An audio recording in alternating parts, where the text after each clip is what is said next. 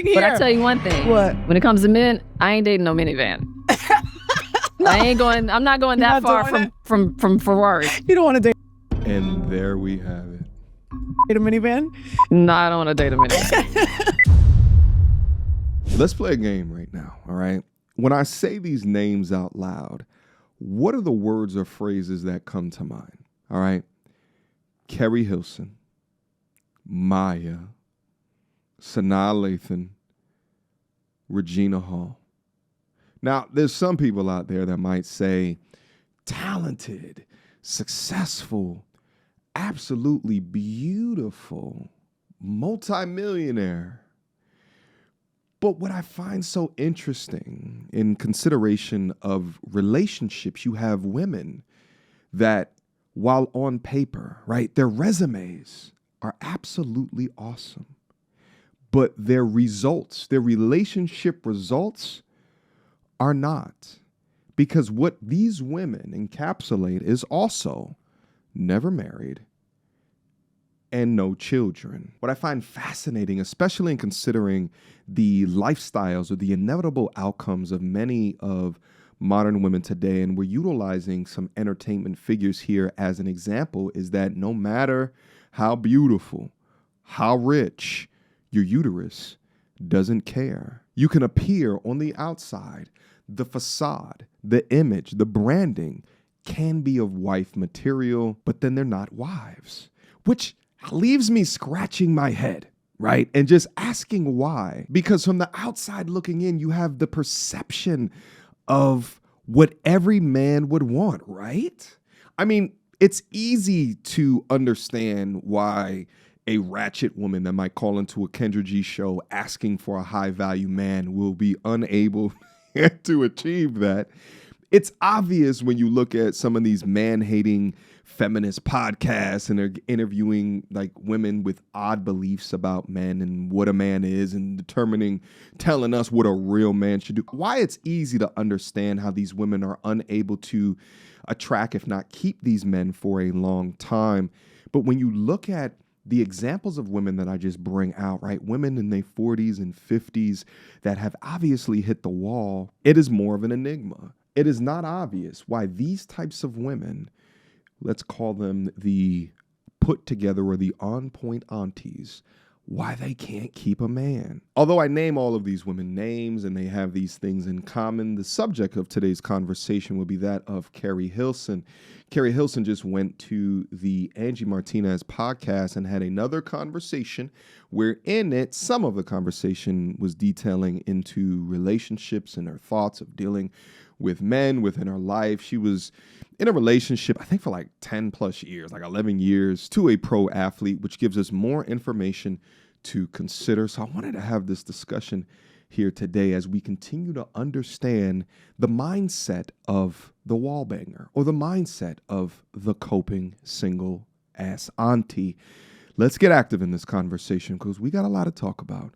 Without further ado, now before we get started, I have to call this out, right? Because typically when I do content on a pop culture figure, right, someone that people know in the public eye, there's usually things that are easy to see and are call out that's leading to, but like every time I see Carrie Hilson, to be honest with you guys, I get a bit confused. I mean, I can generalize and understand kind of what's going on here, but like when it comes to her image, she's always super covered up, super modest. You're also going to see like when she talks, she's very intelligent in the way that she speaks, and then also is very respectful to her past relationships, which again opens up the enigma of what the hell is happening here, right?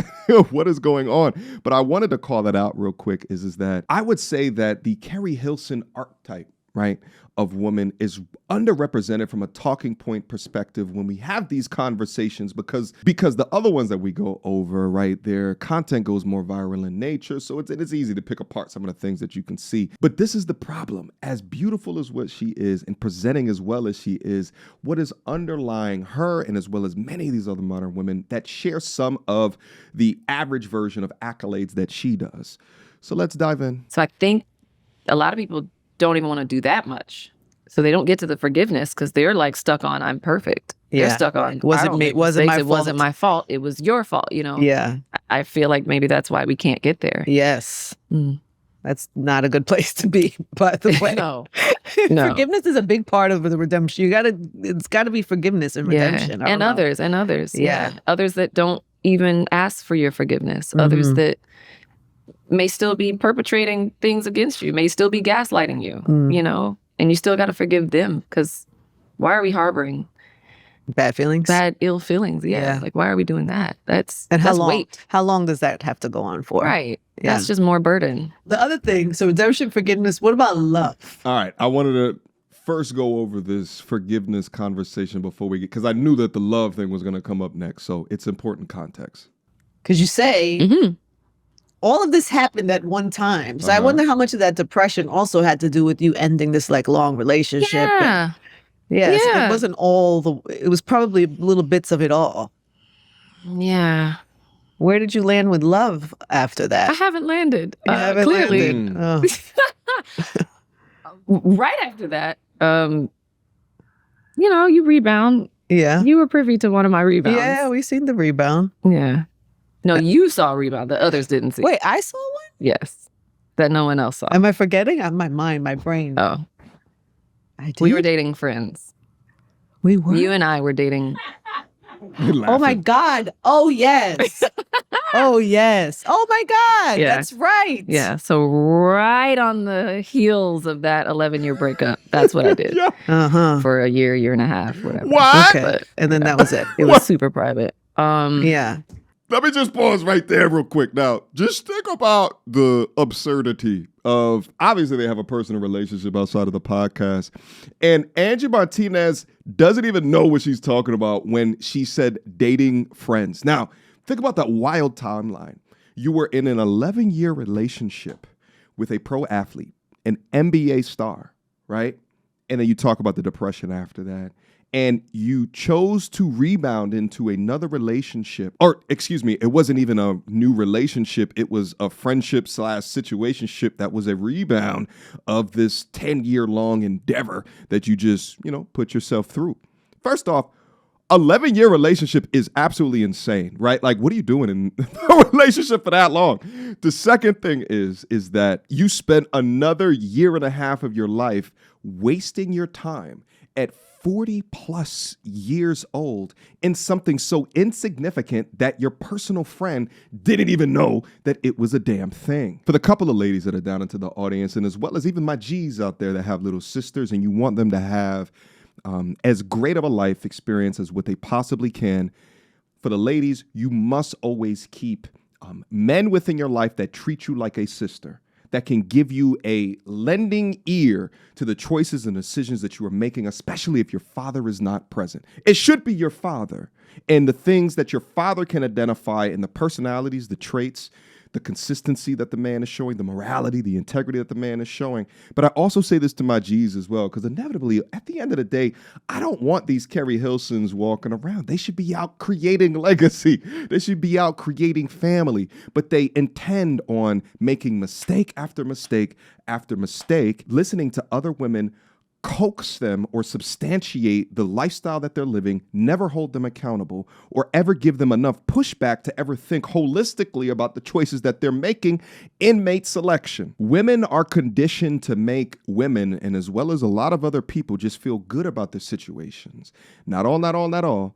But then a guy who can logically look at something, who is not prioritizing your feelings about something, but is prioritizing the long-term value or thinking strategically or calculating strategically about the choices and decisions that you were making, can serve as a barrier for future hurt. These women walk around making these ill-fated decisions, and I'm not even just talking about relationships, just within life, they're making these odd decisions. Meanwhile, their greatest cross to bear from a joyous life is having human DNA around them that is of male or masculine aura or presence to protect them or to shield them from the decisions that they are making. That's right. I forgot about that. See, that's why I'm a good person to trust. Because I forget.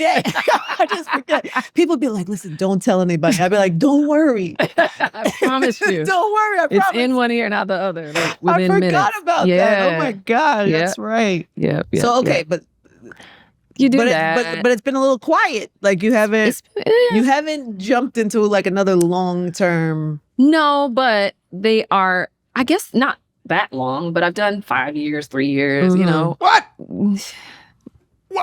1 year. Mm-hmm.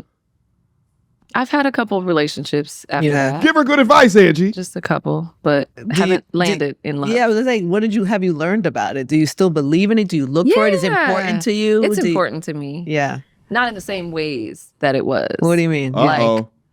That cope coming, baby. Love to me, I don't crave it. I accept and welcome it. I'm open to it, but I don't force it. Like, I'm not getting on dating apps and doing anything about being single. Ooh. I really, I don't know. I think people can't fathom it for themselves, so they think I'm capping, but I like me. Yeah. Oh. Like, I enjoy life. I am perfectly fine. Yeah. And there was a time when, like, after that break, like, This I is was so sad. reason for the rebound. Like, you can't be alone. You're just like, I'm used to having someone, and I broke out of that. Yeah. This is the cycle, the wall cycle. My manager called that relationship my Ferrari, because you get like a Ford or a Honda or something. You're like, this is reliable. This is a reliable vehicle. You can have it up until 150,000 miles if you need to. It's safe. It's safe. It's reliable. Your Ferrari. It's for fun. It's for fun. And you just want to get pretty and shiny. It's pretty. It's bright red. It's fast. Yeah. And you just want to, like, take me up out of here real fast. Yeah. That was my Ferrari. And it's not meant to last. It's not meant to be a long, we almost did permanent things. We almost did permanent things, and we almost did public things. But we were wise, because it was really a rebound for both of us at that time. Mm-hmm. What was going on in his life and what he had just encountered. And now what was going on in my life. So we were each other's rebound for a year and a half. Somewhere between a year and a half. But it's just like, take me up out of here. I'm not trying to think about heartbreak. I'm not trying to, have these have the heart, you just you don't want to have heartbreak. You don't want to have heartbreak. You don't want to think about it. You're not even trying to find a lesson in the shit.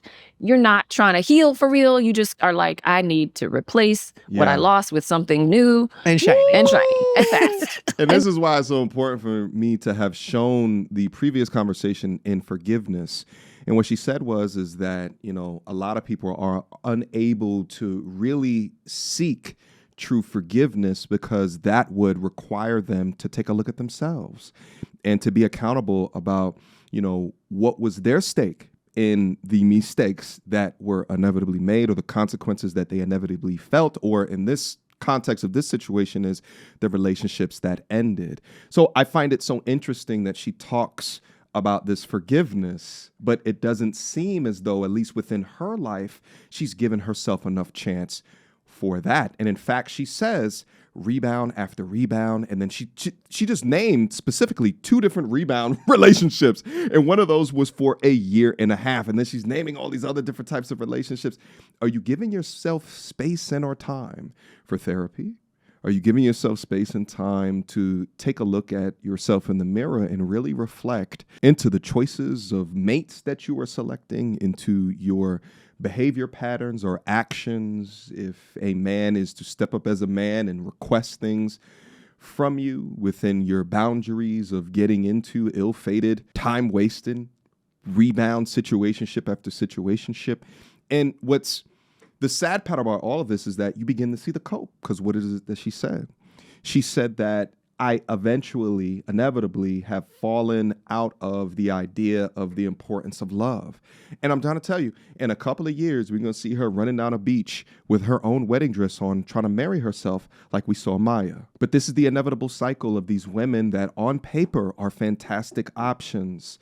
But then in reality, when faced with being accountable or dealing with issue, They run from it like the plague. A woman that has literally options of millions upon millions of men. And I guess for her, it's not because she self-selects those millions of men out because of their financial foundation, right? Like how much money that they make. So we already know women like her have that kind of requirement. Meanwhile, acting like you have everything or you don't need nothing from those type of men will leave you with nothing.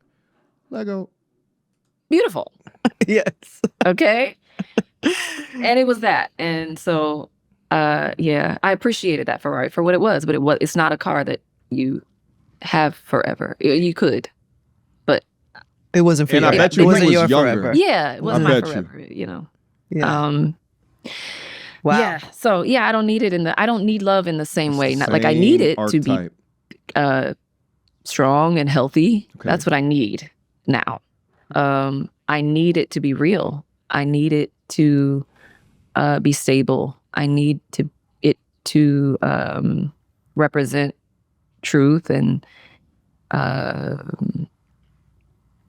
have trust and have all the foundational things. Like I don't need it at any cost. Like I'm not sacrificing I know love is not perfect and it disrupts your peace a little bit. But no more Ferraris? But no more Ferraris. No more Ferraris. Listen, someone needs to put a compilation together of these women with these similar, life outcomes at these ages. And it's like you hear the exact same phrases.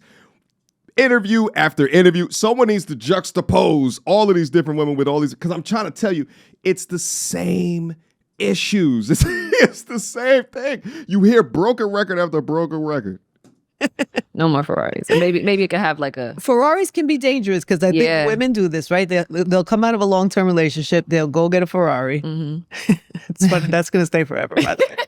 You're going to go get a Ferrari. Okay. But sometimes you get comfortable in the Ferrari. And that Ferrari, and if you crash in a Ferrari... Oh, yeah. You crash. You got to be careful. You think you're safe because you're like, oh, this is just fun. And then women, I've seen this many times happen to friends. That happened to me. They were like, I'm just having fun here. Yeah. And then you find yourself in a situation because you made a choice to be with somebody that's not safe. Yes. You made a choice. You made a choice. To be with somebody who's not safe. And now. But now look at what happened to you. You got to. Yeah. And that Ferrari. You got stitches over your eye. I don't mean literally. I mean, figuratively. No, yeah. Crash. Yes. It crashed. It does what it does. You were racing in the mountains and I've done that. I tricked myself one time too. Oh my God. Imagine tricking yourself at 40 years old. Like these are discussions that men have with each other in their damn 20s. You understand? Because men understand the reality of family life. And if marriage is on the table for them, they understand more often than not. You don't choose Ferraris for marriage. You don't choose Ferraris for long-term relationships or family building. Duh. Like this is relationship 101, baby. Family life has always been a 4-door Honda Accord. Shout out to Melissa Ford. Let's go. Definitely was like, I'm just going to have fun. He's younger than me. I don't see it. But then love happened. And 3 years down the line, you're still there. Just like, this was just supposed to be a Ferrari, I think. By the way, Melissa Ford is another one. Never married, like 3 engagements. I don't think she has any children. Like you can keep, and aesthetically, she was a rap model. Aesthetically very pleased. Like it's the same thing over and over and over again. Trying to make it a Honda. Yeah. Maybe your car is somewhere in between a Honda and a Ferrari. Yeah, I think it is. Maybe you're not built for a Honda either, baby. It's something, I don't know. Something in between. Maybe. Yeah. Maybe. But if I don't know. I think so, because I am somewhere in between I'm like a Porsche. I'm like, I love a Porsche. I have one. You do? I do. And it's so funny that you say that because I told you before I was talking about my car accident.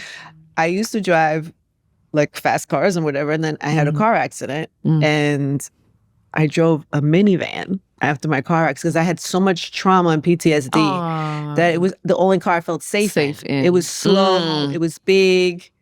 It was my transition car. But what happened was the transition car was supposed to be like by the way, I came out of the hospital and my partner was like, the minivan came up. I was like, what is this? And he was like, oh, I got your minivan. I was like, what? You got me me a minivan. And I'm on the thing, and I get in the car, and I'm like, okay. Porsche. And I wound up keeping it for, I don't know, a couple of years because I felt safe. Yeah. But at one point, my niece, shout out to Azzy, was like,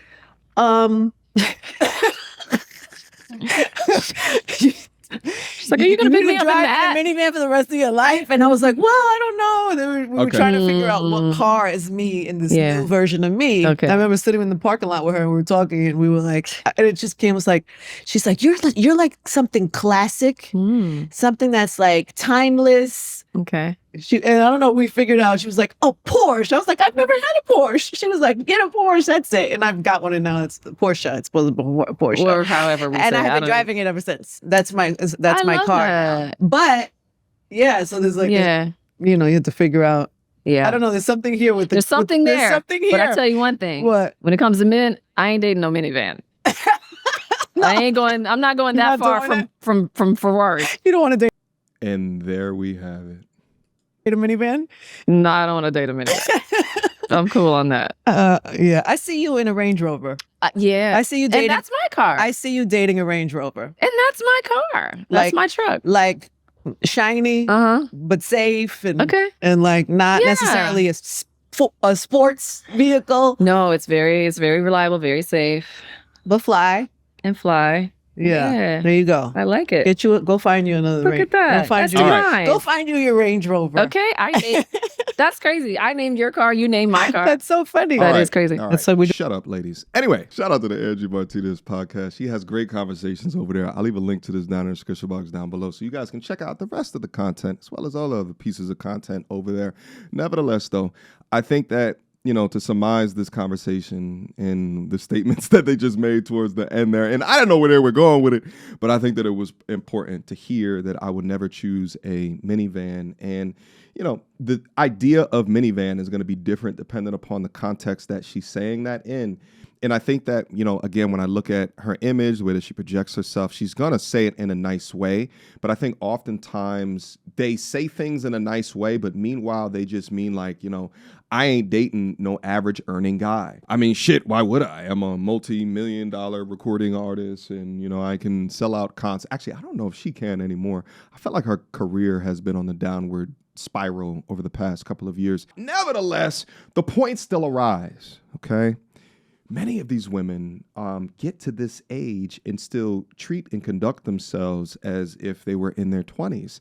Meanwhile, women in their 20s are their direct opposition, baby. Because, a man like me, right? Like, I'm 40 years old. I'm a little bit younger than Carrie Hilson. And even with her accolades and the things that she's attained, she's got way more money in the bank with me, and I do extremely well for myself. I still wouldn't touch her with a 20-foot pole. I'd have decent conversation with her, maybe even situationship if she wanted to make me a rebound. But outside of that, I wouldn't. And that's because of what I'm looking for. And I think oftentimes, these women think that, it's going to last forever.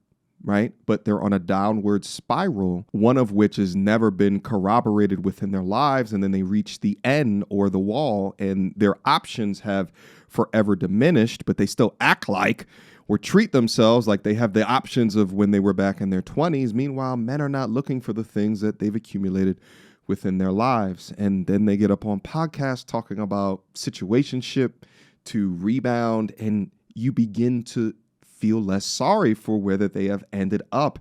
And they begin to cope with this idea of, well, I don't do it for love anymore. Like, I'm not going to sacrifice. All you hear is ego, ego, ego, mistake, mistake, mistake. And then we all see consequence, consequence, consequence. I wish Carrie Hilson the luck.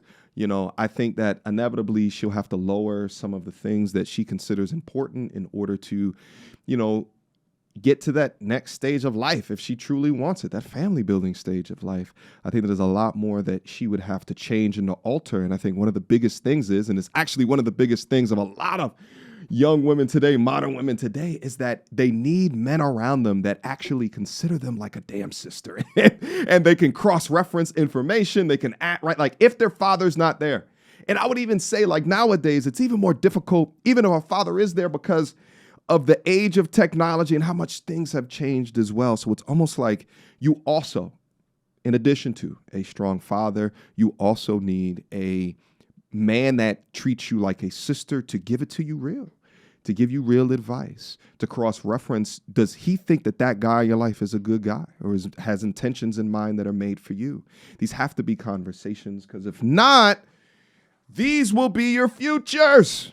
All right? And this don't really look like a happy way to end up. Questions, comments, concerns? Y'all already know what to do. Me, go to turtlesandreviews@gmail.com. Hopefully you guys enjoyed your stay here today, because I know that I did. I enjoy going over these podcast conversations long form, so we could just get greasy. You heard? We could just get funky with it. But drop me your questions, comments, concerns down up in the comment box down below. Let me know what you thought about the content, and I'll see you guys soon. Until next time, YouTube. Peace. You is ratchet as they come, rainbow weaves and batwing lashes, weighing more than a man. What time is your football practice? I bet you can hit that A gift like a mug. How you big back it? Said a man must buy you gifts. Where here goes a Fitbit tracker? Are you mad? Cause you got 3 kids by 4 different dads. You pick cookies, then you bash. Oh man, when you get sad, then